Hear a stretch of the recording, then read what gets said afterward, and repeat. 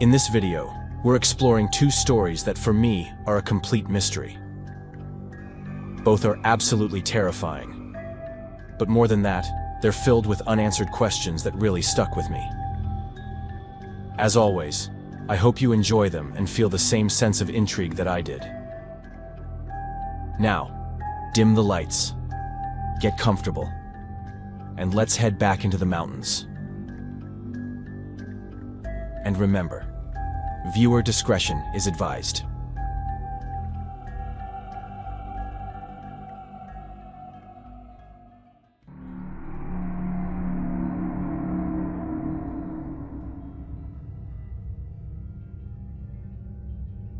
My name is Danny, and I'm 33 years old.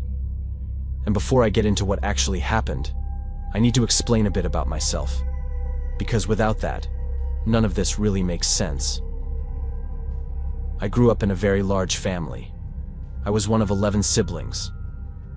And while people usually react to that with a smile or some kind of romantic idea of a big, happy household, the reality was a bit different. My parents did their best. They really did. But with that many kids, attention was always divided, always rushed, always incomplete. Nobody was neglected on purpose, but at the same time, nobody ever felt fully seen either. My older siblings were often forced into roles they never asked for, almost like substitute parents. And the younger ones, myself included, learned very early how to blend into the background. Money was never a problem, and that helped a lot. If it hadn't been for that, things could have gone very wrong. Still, growing up surrounded by constant noise, voices, movement, and people had an effect on me that I didn't understand until much later in life. I realized slowly that I didn't know how to be alone. At first, it didn't look like fear. It just felt normal to always need something happening around me. In college, for example, I could never study in silence. I always had music on, or I'd go to crowded cafes, places where I could hear people talking, cups clinking. When I spent too much time alone at home, I'd get restless and anxious without really knowing why.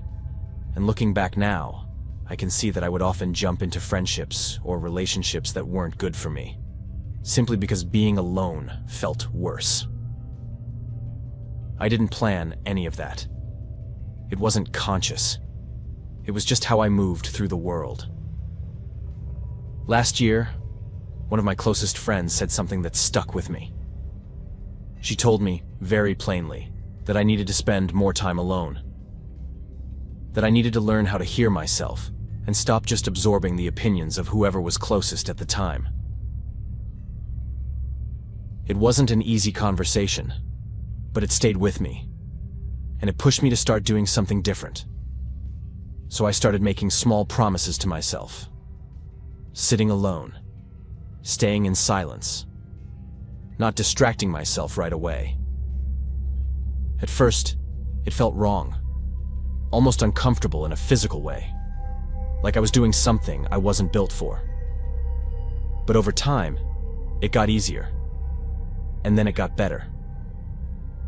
I started thinking more clearly, trusting my own reactions, and actually enjoying those quiet moments. All of this is what led me to what happened. I've been hiking and climbing since I was young, but I had always done it with other people, never alone. Toward the end of last year, I decided I wanted to take that step, to really experience isolation. Not just a few hours without company, but real solitude. I found a small cabin in the Appalachian mountains, not extremely far from where I live, but far enough to feel properly remote. The original idea was to camp, but the truth is, I wasn't fully confident in my ability to handle camping in the snow. And on top of that, the idea of being completely vulnerable in the middle of the night scared me. Growing up around here means growing up with all the forest myths, And whether we like it or not, those stories seep into you to the point where you sometimes can't tell what's real anymore and what's just imagination. So I decided to play it safe, and I'm glad I did. The cabin was cheap, and the owner was very clear about why. It was tiny. It had been used for years as a hunting cabin, and only recently started being rented out. One single room, a narrow single bed, a small stove, a basic cooking area, and this sort of odd hole that was meant to serve as a bathroom, all in the same space. That was it. Still, since I was going alone, it felt perfect. When I arrived, nothing felt strange. The place was clean, simple, exactly what I expected. There was even a kind of charm to it. Near the entrance, there was a small piece of paper with instructions: how to light the stove, how to keep the cabin safe, things like that. But one detail stood out. Behind the bed, low on the wall, right near where your head would be when you slept, there was a small hole sealed with something like a wooden plug. The note mentioned it briefly, saying that if you removed it, you could look outside. I didn't really understand why it was there. The cabin had a window and a door, so it wasn't like there was no other way to see outside. Still, I unscrewed the plug and looked through. All I could see were trees and a small patch of forest. Nothing unusual. I put it back, but I remember feeling slightly uncomfortable, especially because of how close it was to the bed. I told myself it probably had something to do with hunting. Since I know nothing about that world, I let it go.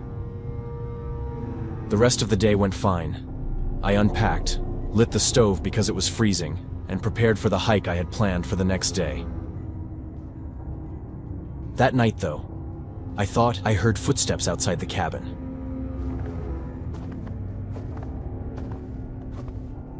It wasn't loud, and it didn't last long. Just enough to make me pause and listen.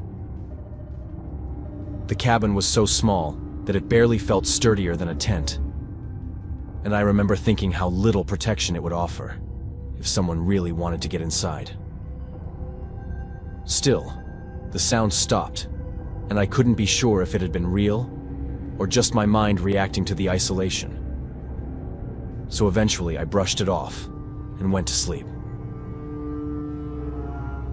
The next morning, everything seemed normal. I hadn't woken up during the night, which isn't unusual for me, and I got ready for my hike. There was a lot of snow, which made it more challenging, but nothing I couldn't handle. As I walked, though, that uneasy feeling came back. A sense that I wasn't completely alone, even though I couldn't see anyone. The footsteps from the night before felt less imaginary with every step. And what bothered me the most was that I started doubting myself, doubting what I was feeling. And that kind of uncertainty is terrifying when you're out there by yourself. About halfway through the hike, I decided to turn back. The trail looped, and the map showed a shortcut that cut across unmarked terrain. It wasn't ideal, but it looked doable. That's when I saw the footprints.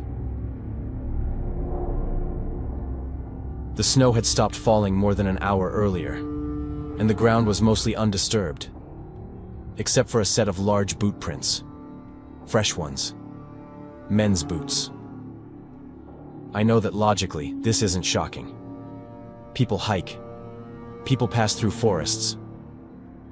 But when you believe you're alone, and then you realize you might not be, fear creeps in whether you want it to or not.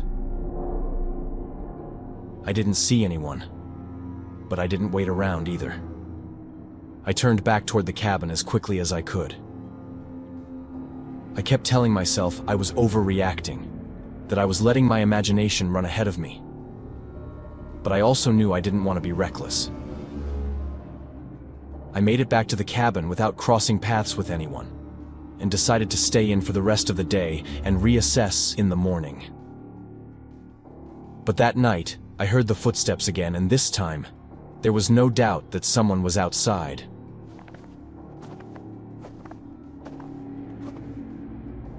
By then, it felt like too much to ignore.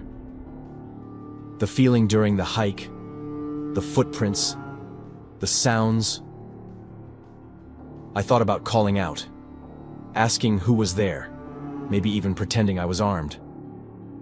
But something stopped me. I didn't open the shutters.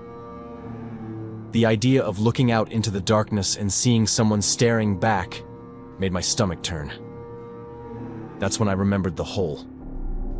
As quietly as I could, I moved toward the bed and unscrewed the plug. It wasn't something I had really thought through or planned. It was more of an impulse. Like in that moment, that small hole suddenly made sense. And I can't fully explain why. I just know that when I looked through it, on the other side, there was the most terrifying thing I could have imagined. There was an eye, wide open, staring straight back at me. Someone was already there, their face pressed close, watching the inside of the cabin. I stumbled backward and fell, nearly burning myself on the stove. And I couldn't pull my eyes away from that hole, or from that eye. The way it blinked but never once broke its focus on me. I rushed forward, shoved the plug back into place, and pressed a pillow against the wall. I grabbed my satellite phone and called for help immediately, explaining that someone was outside and that I felt genuinely threatened. I expected hesitation, but I didn't get any. They told me to stay where I was and said a patrol was on the way.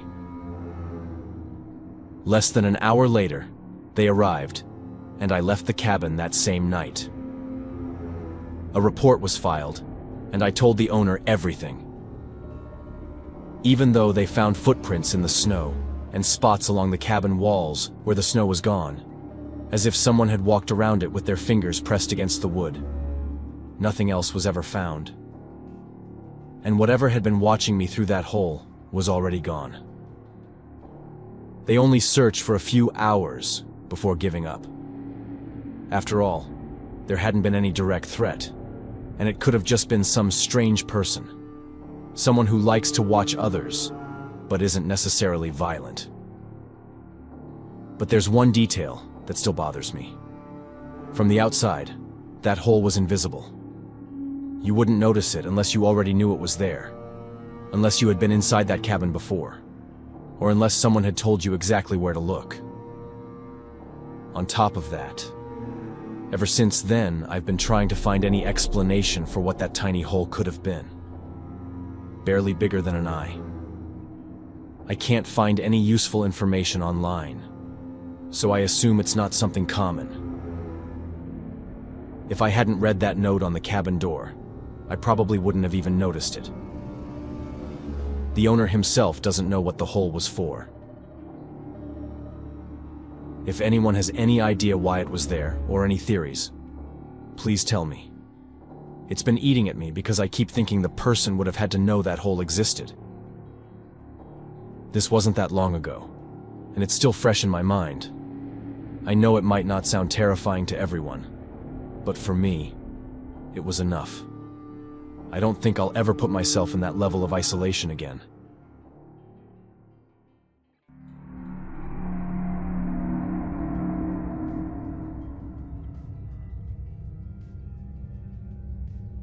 What I'm about to tell you feels completely surreal. And even now, I struggle to understand the purpose behind it.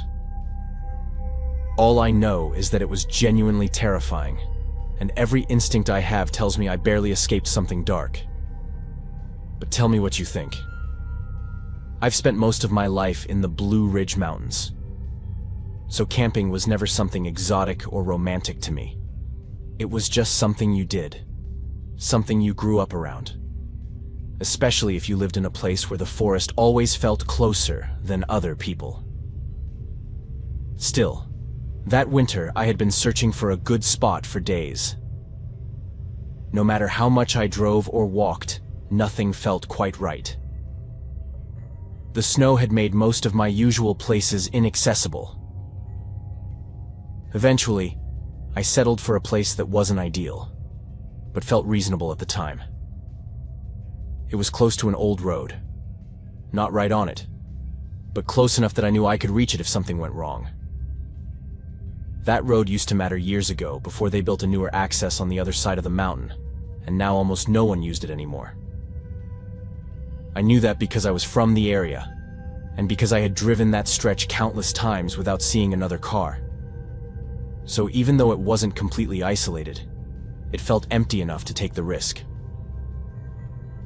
Since I wanted to do the hike on foot and not depend on the car, I left early in the morning, well before the sun had fully risen, and I walked for hours through the cold and the snow.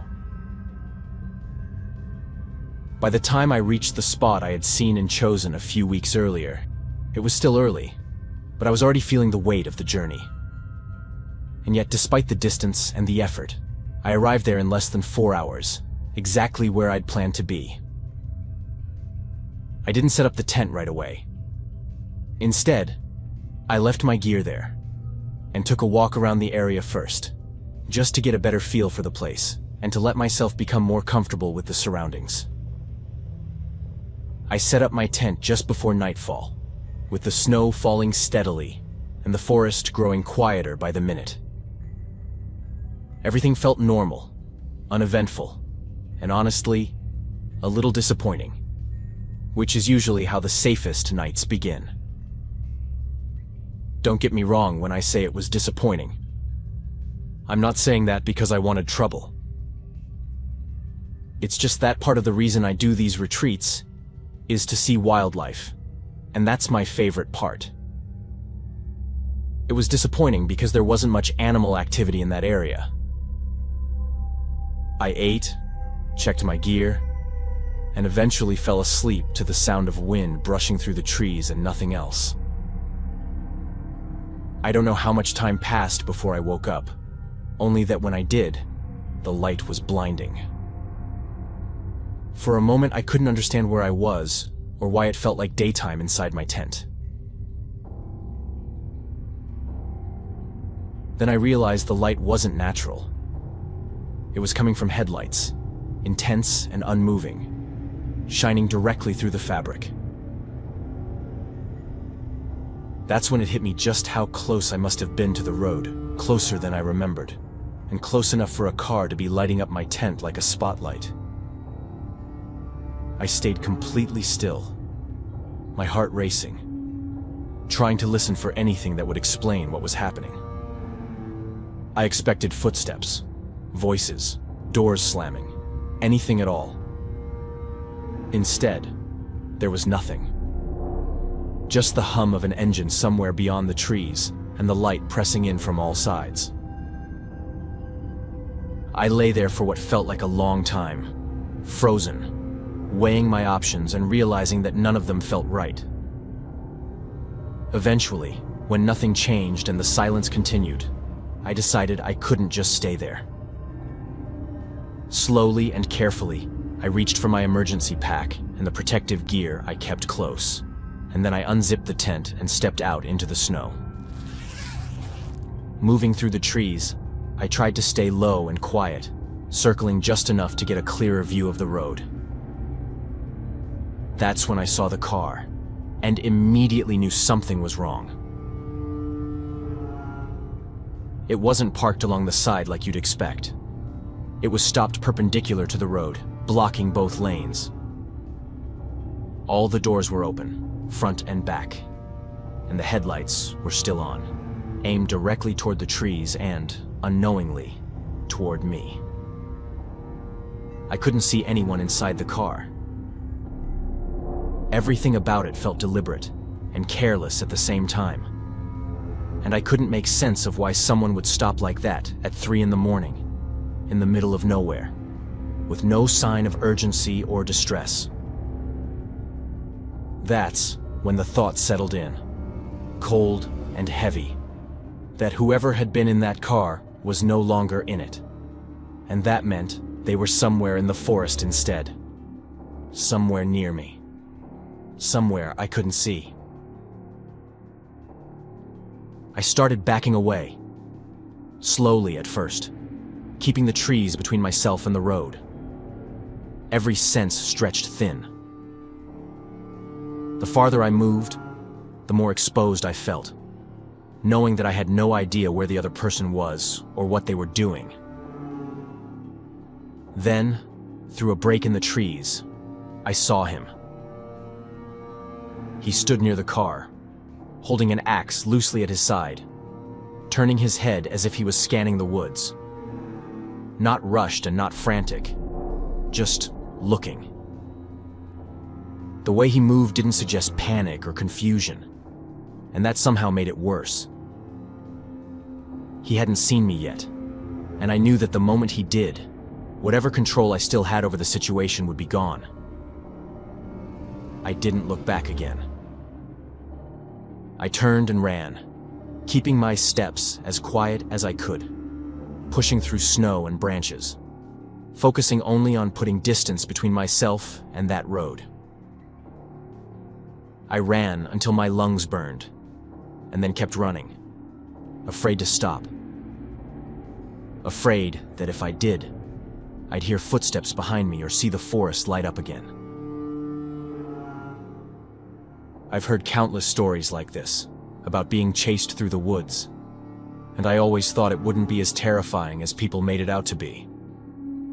But believe me when I tell you that it is. Running without direction, between the trees, not knowing whether the person is actually behind you or not, is terrifying. Every normal sound in the forest suddenly feels like a potential threat, and it puts you on such a high alert that it starts to destroy you. If you're not careful, it can become a paralyzing feeling, or something that completely strips you of the ability to think clearly. By the time dawn came, I was exhausted but far from where I had started. I followed familiar terrain toward my town, relying more on instinct than direction. And when I finally reached a place I recognized, I felt something close to relief for the first time. I never went back for my tent. I never returned to that spot on foot. I've driven along that road a few times since then, and every time I pass by, I feel a slight chill run through me. More than once, I've had the urge to go back and see if my tent is still there and what condition it's in. But I've always resisted the impulse to pull over and stop the car. To this day, I don't know what that man was looking for, or why he was there with an axe in the middle of the night. I don't know if it had anything to do with me, and part of me believes it probably didn't, since I had told no one where I was going and made a habit of changing locations every time. Still, the timing was too strange to ignore, and I can't shake the feeling that I walked away from something that could have ended very differently. Maybe I was never meant to find out what his intention was. Maybe realizing how close I came is the only answer I'll ever get.